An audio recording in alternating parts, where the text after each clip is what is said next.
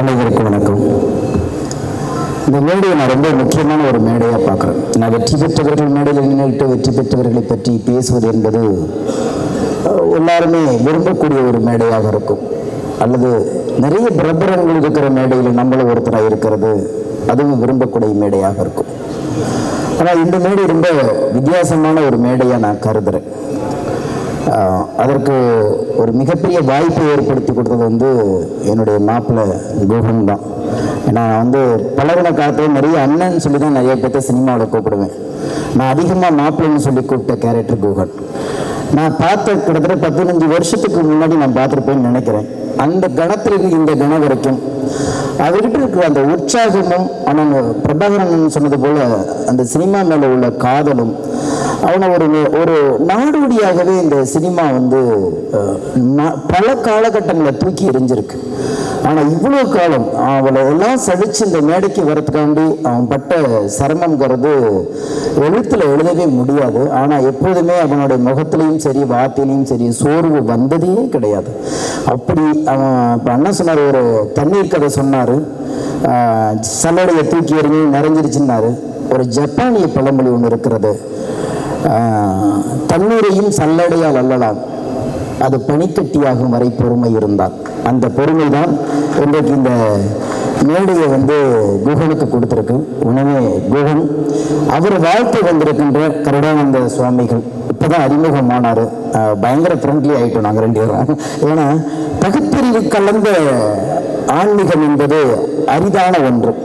பேசும்போது பரவாயில்லை, எந்த வர்ணாசிரமத்துக்குள்ளும் மாட்டிக்கொள்ளாமல் மனிதர்களை மதிக்கக்கூடிய ஒரு ஆன்மீகம் ஐயா கருணானந்தாவிடம் இருக்கிறது. இந்த ஒரு மணி நேரம் அவங்க கூட பேசிக்கிட்டு இருந்தேன். ஒரு ரொம்ப பகுத்தறிவாளராக இருக்காரு, ஆன்மீகத்திலையும் ரொம்ப நேர்மையாக இருக்காரு. அவர் இந்த மேடையில் இருக்கிறது ரொம்ப ஒரு சந்தோஷமான ஒரு தருணமாக நான் பார்க்குறேன். அதே மாதிரி இந்த படம் இந்த களத்துக்கு இங்கே வரத்துக்கு காரணமாக இருந்த தயாரிப்பாளர் ஜெசிகா. ஏன்னா அவங்க இன்னைக்கு குகன் கூட உட்காந்துக்கிட்டு அவ்வளோ வேலைகள். ஏன்னா ஒரு வாரத்துக்கு முன்னாடி என்னை பார்க்க வந்தாங்க. அப்போ சொன்னாங்க, மாப்பிள்ளை யாரை கூப்பிடுறனே தெரியல, எல்லாம் தேர்வு நேரமாக இருக்குனாங்க.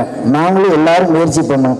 2 விஷயம், ஒன்று தேர்தல் பிரபலங்களை பயமுறுத்தியது, இன்னொன்று கலைஞர் அரங்கம் பயமுறுத்தியது. ஏன்னா எதுக்குள்ளேயும் மாட்டிக்க கூடாதுங்கிற ஒரு எச்சரிக்கையிலேயே உகன் மீது உள்ள நட்பும் அவன் மீது உள்ள மரியாதையும் அக்கறையும் இருந்தால் கூட இந்த நேரத்துக்குள்ள இந்த வளாகத்துக்குள்ள வந்தா எங்க நிறமாறி போய்விடுமோங்கிற ஒரு பயம் அநேகமா ஒரு 50-60 பேர்த்துக்கிட்டாவது நம்ம தொடர்பு கொண்டிருப்போம்னு நினைக்கிறேன். அப்பதான் சொன்னாரு, மாமாப்பிள்ள யாருமே வேண்டாம், நம்மளை நம்பி யாரு வராங்களோ உட்கார வச்சு நம்ம பண்ணுவோம்னாரு. அப்ப நான் சொன்னேன், 21 டிபார்ட்மெண்ட் நீ கையில எடுத்துட்ட, நான் கூட வேண்டாம், இந்த கையில கொடுத்து இந்த கையில வாங்கிட, அதுதான்டா வெற்றி. ஏன்னா உனக்கு அவனை விட என்ன யாரு உன்னை நம்ப போறா அப்படின்னு சொல்லிட்டு இருந்தோம். அந்த மாதிரி அவ்வளவு தன்னம்பிக்கை. அதே மாதிரி அண்ணன் சண்முகமா இருக்கட்டும், பிரபாகரனா இருக்கட்டும், அங்க இருக்கிற இயக்குனராக இருக்கட்டும், தயாரிப்பாளராக இருக்கட்டும், எல்லாருமே நட்பு ரீதியா இங்க வந்தோடனே அவர்களுடைய பிரியமானவர்களாக மாறி மேடைக்கு வந்திருக்காங்களே தவிர இங்க வர வரைக்கும் இந்த மேடையை அலங்கரிப்பதற்காக யாரையும் கூப்பிடவில்லை. குகன் என்னத்தை சம்பாரிச்சாரோ என்னன்னு எனக்கு தெரியாது. ஆனா மனுஷங்களை நிறைய சம்பாரிச்சு வச்சிருக்கான். எந்த பக்கம் போனாலும் சரி, எப்படிதான் இவனால இந்த உற்சாகமா இருக்கும் அப்படின்னு தெரியவே தெரியாது. அவ்வளவு உற்சாகமானாலும் எப்ப கேட்டாலும் பகிரங்கமா ஏதோ ஒரு டால்பின் சவுண்ட்ல பேசுறது மாதிரி தான் குரல் இருக்கும். எனக்கு அதை பாத்துக்கணும் நீங்க டயலாக்லயே பார்த்துருப்பீங்க. இது எல்லாம் மீறி சினிமா ஒருத்தனை மிகப்பெரிய அச்சுறுத்திக்கிட்டே இருக்கும். நம்மளாம் சினிமாவுக்கு சிரமப்பட்டு இன்னும் உதவி இயக்குனராகவே, இன்னும் சாதாரண துணை நடிகர்களாகவே 5 வருஷம் 6 வருஷம் போராடிட்டு முடியாம மறுபடியும் தன் சொந்த ஊருக்கு திரும்ப முடியாமலும் இந்த ஊர்ல வாழ முடியாமலும் எத்தனை பேர் இந்த நாடோடியா தெரிஞ்சுக்கிட்டு இருக்கிறோம். அப்போ ஒரு சலிப்பு வந்துடும் சினிமா மேல. ஆனா இத்தனை வருட காலம் அவங்க அப்பா கிட்ட பேசிட்டு இருந்தப்போ ஏறத்தாழ ஒரு 30 வருஷமா கஷ்டப்படுறாங்க. இப்பதான் அவங்க அப்பாவையும் பார்த்தேன். எங்க ஊர்லன்னா ஏதாவது எனக்கு செஞ்சு கொடுத்துருவேன், எங்களுக்கு சினிமாவில் யாருமே தெரியாதியா, ஊர்ல எதையோ நான் செஞ்சு கொடுத்துருவேன், நான் இந்த ஊர்ல சினிமாவில் எங்களுக்கு என்னையா செய்ய முடியும், ஏதோ ஆசைப்பட்டான் ஏதோ பண்றானோ வந்துட்டான், மேடை வரைக்கும் வந்துட்டான், இதுக்கப்புறம் கடவுள் கொடுத்த வரோம் அப்படின்னு சொல்லி அவங்க அப்பா சொல்லும் போதுதான் தெரிஞ்சு இந்த மாதிரி அம்மா அப்பாக்கள் அமைவதே சினிமாக்காரங்களுக்கு கொடுத்து வச்ச வரம். போய் ஜெயிக்கலன்னா மரியாதை மாடு மேய்க்கவாடா, கல்யாணத்தை பண்ணுடா, வீடுல இருக்கல, வயக்காட்டை பாடுறான்னு சொல்லி விரட்டிட்டு இருக்கிற அம்மா அப்பாவுக்கு பத்தியில ஆசைப்பட்டுட்டல போ எதுவாவது பார்த்துருந்தா. எங்க அம்மா அப்பாவை பத்தி நான் ஒரு கவிதை எழுதியிருக்கும்போது அந்த வரிகள் தான் அப்பாவை பார்க்கும்போது யாக வந்துச்சு. உங்களுக்கு என் மீது பாசம் இல்லை, அதனால் முதல் குழந்தையாக பெறவில்லை. இப்படி ஒரு கவிதை ஆரம்பிச்சிருப்பேன். ஏன்னா நான் கடைசி பையன், 8வது பையன். அதில் ஒரு வரி சொல்லியிருப்பேன், எது எப்படியோ நீங்கள் எனக்கு எதுவுமே செய்யவில்லை, எனக்கான சிந்தனைகளையோ என்னுடைய பிரியங்களை நீங்கள் பகிர்ந்து கொள்ளவில்லை, நான் எது செய்தாலும் அமைதியாகவே இருந்தீர்களே, அதற்காக நன்றின்னு சொல்லி இந்த கவிதையை முடிச்சிருப்பேன். ஒரு நீண்ட கவிதை. அதனால அவன் என்ன செய்யறாங்க தெரியுமோ தெரியாதுல்ல, அமைதியா இருந்து அவனுக்கான வழியை திறந்து விட்டதுனால நிஜமா நீ விழுந்து விழுந்து வணங்க வேண்டியது அம்மா அப்பா அக்கா கால்கள் தான். ஏன்னா எப்பவுமே ஒரு சகோதரிய பாசம் சகோதரனுக்கு தான் தெரியும். அதுங்க பார்க்கும்போது பார்த்தோம், ஒரு தோழமையோடு அவங்க அரவணைத்து அந்த பாசத்தை இந்த மேடையில் வரத்துக்கொண்டு என் தம்பி ஏறி நிற்கிறான், என் அண்ணன் ஏறி நிற்கிறாங்கிற அந்த பாசங்கிறது வேற. எனவே இது ஒரு வித்தியாசமான ஒரு விழா. எனக்கு இதில் இன்னும் கொஞ்சம் மரியாதை உண்டு குகன் மேல் அப்படின்னா, உங்களுக்குலாம் தெரியும், தஞ்சாவூர்ல பேராவூரணிங்கிற மாவட்டத்திலேயோ அங்க குருவிக்கரம்பை சண்முகம் அவங்க வம்சாவளியில், அதாவது ஒரு வகையில் பெரியப்பா முறைன்னு நினைக்கிறேன் உங்களுக்கு, அந்த வம்சாவளியில் அவர் யாருன்னா இந்த தலைமுறைகளுக்கு தெரியாதுன்னு நினைக்கிறேன், மற்ற பத்திரிகையாளர்களுக்கு நிறைய தெரியும். ஐயா பாக்கியராஜ் மூலியமாக தான் ஒரு பாடலாசிரியராக இருந்தார். அவர் நம்ம கல்லூரியில் தமிழ்துறை தலைவராக இருந்தார், பச்சையப்பன் கல்லூரியில் இருந்தார்னு நினைக்கிறேன். அவர் எழுதின முதல் பாட்டு, கவிதை அரங்கேற நேரம் மலர் காலைகள் பாடி மாறும் தேகம், இந்த மாதிரி புகழ்பெற்ற பாடல்களை பாடிய ஒரு கவிஞனின் அந்த ரத்தத்திலிருந்து அந்த உணர்விலிருந்து வந்ததுனால எனக்கு குகன் மேல ரொம்ப எனக்கு பாசம் உண்டு. எப்படி சொந்த படம் எடுத்து கண்ணதாசன் ஐயா நஷ்டத்துல போனாரோ, சொந்த படம் எடுத்து எப்படி மேத்தா ஐயா நஷ்டத்துல விழுந்தாரோ, அதே போல ஒரு காலகட்டத்தில் சொந்த படம் எடுத்து குருவிக்கரம்பை சண்முகம் ஐயாவும் ஒரு இழப்பை சந்திச்சாரு. ஆனாலும் தன் முன்னவர்கள் இழந்ததை பின்னவர்கள் பிடிப்பது என்பதுதான் காலத்தின் கட்டாயம். இந்த காலம் என்னை துரத்திக் கொண்டே இருந்தாலும் என்னுடைய இலக்கு ஒன்றுதான் அப்படிங்கிற அந்த ஒற்றை கோரிக்கையில ஓடி இந்த இடத்துல நிற்கிறான். இந்த படம் நல்லா இருக்கு நல்லா இல்ல அதெல்லாம் நான் எதை பற்றியுமே பேச மாட்டேன். உழைப்பவன் இறைவனின் பிள்ளை, உழைப்பவன் தோற்பதும் இல்லை. நீ ஜெயிச்சிட்ட. வாழ்த்துக்கள். உங்க எல்லாருக்கும் வணக்கம். மைக்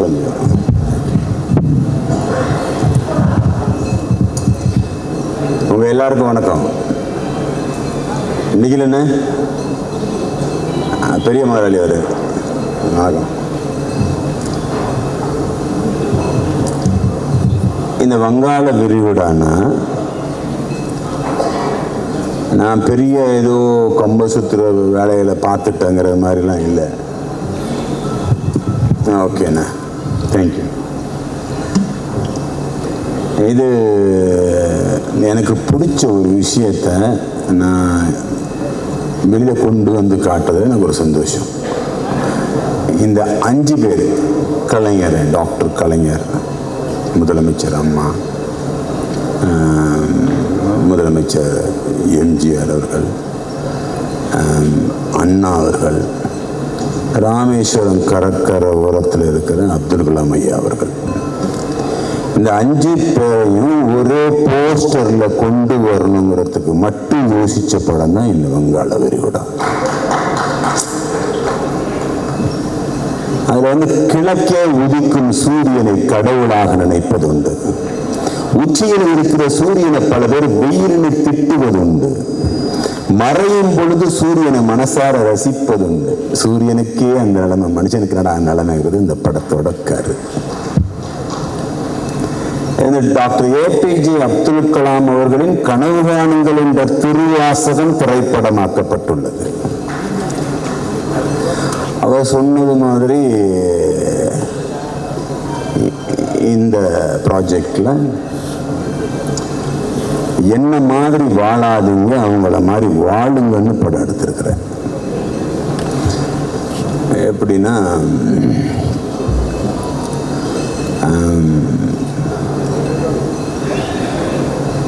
ஒரு ராமேஸ்வரம் கடற்கரையில் ஒரு மீனவ குப்பத்துக்குள்ளே பிறந்து செத்தத்துக்கு அப்புறம் உலக நாடுகளையே அழுக வச்சார் ஐயா அப்துல் கலாம். என்ன மாதிரி கோடீஸ்வரனாவும் குறுநில மன்னனாவும் வாழ்றதை விட இதே வங்காள விடா கடற்கரை ஓரத்தில் மீனவ குப்பத்துக்குள்ள பிறந்து செத்ததுக்கு அப்புறம் வெளிநாட்டில் உலகத்தை அடைய வச்சார் ஐயா அப்துல் கலாம். நானும் அவர் வெளியில வாழணும்னு ஆசைப்பட்டு எடுக்கப்பட்ட கதை. நமக்கு பிடிச்ச தலைவர்களையும் இந்த வங்காள விடா சுமந்துகிட்டு தான் இருக்கு. பேரறிஞர் அண்ணா அவர்கள் வாழும் இடம் வங்காள விரிகுடா. புரட்சி தலைவர் வாழும் இடம் வங்காள விரிகுடா. புரட்சி தலைவி அம்மா அவர்கள் வாழும் இடம் வங்காள விரிகுடா. டாக்டர் கலைஞர் அவர்கள் வாழும் இடம் வங்காள விரிகுடா. இந்த வங்காள விரிகுடா கடலின் அலைகள் ஓயாமல் இருப்பதைப் போல நமது திராவிட பாரம்பரியத்தின் அலைகளும் ஓயாமல் இருக்கட்டும். நட்புடன் குகன் சக்கரவர்த்தியார்னு முடிச்சிருப்பேன். அடுத்த படமெல்லாம் முடிஞ்சு லாஸ்ட் எண்டில் ஒரு கோரிக்கை வச்சிருப்பேன் முதலமைச்சருக்கு. எல்லாரும் கொஸ்டின் கேட்டாங்க என்கிட்ட. கட்சிங்கிற அடிப்படை ஒன்று இருக்கு, ஜாதிங்கிற அடிப்படை ஒன்று இருக்கு. எந்த அடிப்படையில் இந்த படத்தை தொட்டாலும் பூகம்பமாக வெடிச்சிருமோன்னு பயந்து எடுக்கப்பட்ட ஒரு கதை. எனக்கு தனிப்பட்ட முறையில் அப்துல் கலாம் மேலே வருத்தம் இருக்குன்னு சொல்லியிருக்கேன். என் ஃப்ரெண்டுலாம் அடிக்க வந்துட்டாங்க, பேச வந்துட்டாங்க. என்ன மச்சான் நீ என்ன இப்படி எடுத்திருக்க? இல்லை மச்சான் அதுக்கு காரணம் இருக்கு. அந்த காரணத்தை உங்ககிட்டையும் நான் எங்கேயும் சொல்ல மாட்டேன். சினிமா பாருங்க. அதே சமயத்தில் இங்கே வந்து இருக்கிறது யாரும் வெளியிலேருந்து காசு கொடுத்து எனக்கு பேசுறதுக்கு கூட்டிக்கிட்டு வராத ஆளுங்க. முதல் சினிமாவில் இப்படி ஒரு மேடை, அது மிகச்சிறந்த சரியான மேடை. தலைவன் மிகச்சிறந்த எழுத்தாளன், மறக்க முடியாத மறுக்க முடியாத தலைவன் டாக்டர் கலைஞர் அவர்கள் பேசிய இந்த மேடையில் நானும் பேசுவதை நினைத்து பெருமை கொள்கிறேன் நெஞ்சில். அவர் எனக்கு இன்ஸ்டியூட்டில் படிக்கிறதுக்கு ரெக்கமெண்டேஷன் பண்ணி ஒரு ஆள்கிட்ட சொல்லிவிட்டு என்னை அனுப்பிவிட்டாங்க. அப்போ டிஆர் பாலு, எக்ஸ்எம்எல்ஏ கிருஷ்ணமூர்த்தி, இங்கே மச்சான் உட்காந்துருக்காரு சுரேஷன் வாண்டு, என்னை கையை பிடிச்சி கூட்டிகிட்டு போவார். எங்கள் அப்பா அம்மா 2 பேரும் அவரை நம்பி தான் விடுவார். எங்கள் அண்ணன் செத்து போயிட்டார் ஆக்சிடெண்ட்டில். அப்போது சாமியை கும்பிட மாட்டேன் நான். ஏன்னா திருச்செந்தூர் கோயிலுக்கு போகல தான் எங்கள் அண்ணன் ஆக்சிடெண்ட் ஆகி செத்துது. அதில் கிட்டத்தட்ட முடிஞ்சு போச்சுன்னு சொன்ன ஒரு குடும்பம் தான் எங்கள் குடும்பம். அதில் அப்பா அம்மா தங்கச்சி எல்லாரும் போயிருக்காங்க. எங்கள் மாமா பசங்க, சின்ன பசங்க. அந்த ஆக்சிடெண்ட்லேருந்து இன்னைக்கு வரைக்கும் என் குடும்பம் எழும்பி வெளியில் வரலாங்க. இதுதான் உண்மை. பாசம் மட்டும்தான். இங்கே காசு உங்ககிட்ட இருக்கும், அவர்கிட்ட இருக்கும், அவர்கிட்ட இருக்கும். பெரிய ஆள்னு சொல்கிறவன் எல்லாம் படம் எடுக்க முடியாது. அறிவு இருக்கிறவன் சாதிக்க வைக்கணும் மற்றவங்களன்னு நினைக்கிறவன் எடுக்கிறது தான் இங்கே படம். நல்ல பாம்பும் படம் எடுக்கும். நல்ல மனிதர்கள் மேக்சிமம் இங்கே வர்றது கஷ்டம். அறிவாளிகள் வர்ற இடம். அப்படி ஒரு மேடை இந்த மேடை. எனக்கும் நல்லா பேச தெரியுதுன்னு நினைக்கிறேன், சந்தோஷப்படுறேன். அதில் ஒரு கோரிக்கை வச்சிருக்கேன். இந்த படத்தில் கிளைமேக்ஸ் எண்டு, நம் தலைவர்கள் வாழும் பூமிக்கு மெரினா கடற்கரை என்ற பெயரை விட திராவிட கடற்கரை என்ற பெயரை பொருத்தமாக இருக்கும் என்று நம் பாரம்பரியத்தின் வாரிசு மாண்புமிகு முதலமைச்சர் மு.க. ஸ்டாலின் அவர்களின் கவனத்திற்கு இந்த வங்காள விரிகுடா திரைப்படத்தின் வாயிலாக பரிந்துரை செய்கிறேன். பணிவன்புடன் மக்களோடு நான். இந்த படத்தை போட்டு காட்டி தியேட்டரில் ரிலீஸ் பண்ணதுக்கு அப்புறம் வேணா இங்கே கூட்டம் நிறைய வரலாம். நான் நல்லா பெரிய பேச்சாளர், நல்ல நடிகை, நல்ல டைரக்டர்னு சொல்லலாம். அதுக்கு வளர்ச்சி அடைகிறதுக்கு நல்ல அப்பா அம்மா வேணும். எனக்கு கிடைச்ச அப்பா அம்மா மாதிரி யாருக்கு கிடைச்சதுன்னு எனக்கு தெரியாது. அப்படி ஒரு அப்பா அம்மா. அதே மாதிரி என் மாப்பிள்ளை ரொம்ப பிடிக்கும். யார்? சினேகனை. அவங்க அப்பா அம்மா மேலே வச்சிருக்க அன்பும் பண்பும் பாசமும் உண்மையும் நேர்மையும் கருணையும் காதலும் என்னை விரும்ப வைத்தது என் மாப்பிள்ளையை சினேகன். நானும் போய் அவனை கூப்பிட்டு, மாப்பிள்ள எங்கே இருக்கு மாப்பிள்ள? சொல்லு மச்சான் மச்சான் எங்க என்ன மச்சான் என்ன மச்சான் அரசியல் பயங்கரமான சூடு பிடிக்கிற நேரத்துல யாருமே உன்னை நம்பி இங்க வந்து பேச முடியாது மாப்பிள்ள. இதுல பாதி பேருக்கு கட்சி, பாதி பேருக்கு மற்றதெல்லாம் இருக்கு மாப்பிள்ள. பணம் கொடுத்தா பாதி பேர் வருவாங்க, இடம் கொடுத்தா 3/4 பேர் வருவாங்க. இந்த இடத்துல கட்சி சார்பில் ஒருத்தனால பேச முடியாதுன்னு ஆனா பேசுறதுக்கு கூப்பிட்டு வந்த ஒரே ஆளு ஏன் மாப்பிள்ள. இதோட பெருமை எனக்கு என்ன வேணும்? வந்து பேசுனா கட்டி பிடிச்சா முத்தம் கொடுத்தேன் ஜெயிச்சிட்டேன்டா மச்சான் அப்படின்னு. படம் நல்லா இருந்தாதான் நீங்க பாப்பீங்க. நல்ல படம், தரமான படம், அருமையான பாட்டு, சரியான மெட்டு போட்டு பாடி இருக்கிறேன். கதை, திரைக்கதை, வசனம், பாடல்கள், இசை, ஒளிப்பதிவு, கலை, நடனம், சண்டை பயிற்சி, பின்னணி பாடக, பின்னணி இசை, ப்ரொடக்ஷன் டிசைனர், டைட்டிலிங், சிகை அலங்காரம், வெளிப்புற படப்பிடிப்பு, தளங்கள், ப்ரொடியூசர், டைரக்டர். அப்படி பாஸ் இதுக்கே ட்ரைனிங் எடுத்தான் பஸ் உங்ககிட்ட பேசி ஜெயிக்க முடியும். ஏன்னா இங்கே வந்து ஒரு மிகப்பெரிய நடிகை இந்த மேட்டரெல்லாம் அழகாக அரேஞ்ச் பண்ணியிருக்காரு, நிகில் முருகன். ஆனால் நான் வந்து ஆடியோ ரிலீஸ் பண்ணேன். ஓகே பண்ணிக்கலாம் ஓகே. அப்புறம் எப்போ உங்களை பார்க்கலாம் நான் சொல்கிறேன் குகன் ஓகே. ஒரு நாள் ஃபோன் பண்ணி குகன் நம்ம பண்ணிக்கலாமா? ஓகேண்ணா. அதுக்கப்புறம் ஓகேண்ணா ஃபங்க்ஷன் ஹாலில் எல்லாம் ஃபுட் பண்ணி எல்லாம் வந்தாச்சு, எல்லாரும் வேண்டாம் குகன் ரெடி ஆகிக்கா வர்றியா வா அப்படின்னா. 3 நாள் தான் வந்து பேசியிருக்கிறாங்க. இதுக்குள்ளே இந்த ஃபங்க்ஷன் வச்சு நடத்துறதுக்குள்ளே என்ன மாதிரி படக்கு நடிக்கணும் நமக்கு தான் தெரியும். காசு பணம் மட்டும் முக்கியம் இல்லைடா, என்னை நம்புடா வாடான்னு கூப்பிட்ட ஒரு நல்ல ஒரு மிகச்சரியானவன். அதனால தான் பிஆர்ஓவில் வந்து பெரிய லெவலில் இருக்கிறாரு நிகில் முருகன்றது எனக்கு இன்னைக்கு தெரியும். சத்தியம். சட்டை போட்டு வேட்டி கட்டி எல்லாரும் பெரிய மனுஷன் ஆயிட முடியாது. நல்லா தலைமுடிய பலன்னு வச்சிருந்தா கூட ரஜினிகாந்த் ஆயிட முடியுமா? முடியாது தலைவா. எவன் தலையில் என்ன எழுதியிருக்கோ அதுதான் நடக்கும். நாளைக்கு எனக்கு இங்கே இருக்கு அப்படின்னா இது கண்டினியூ ஆகும். அதனால் உழைக்கிறேன், பொழைக்கிறேன், என்னை ஆசீர்வாதம் பண்ணுங்க.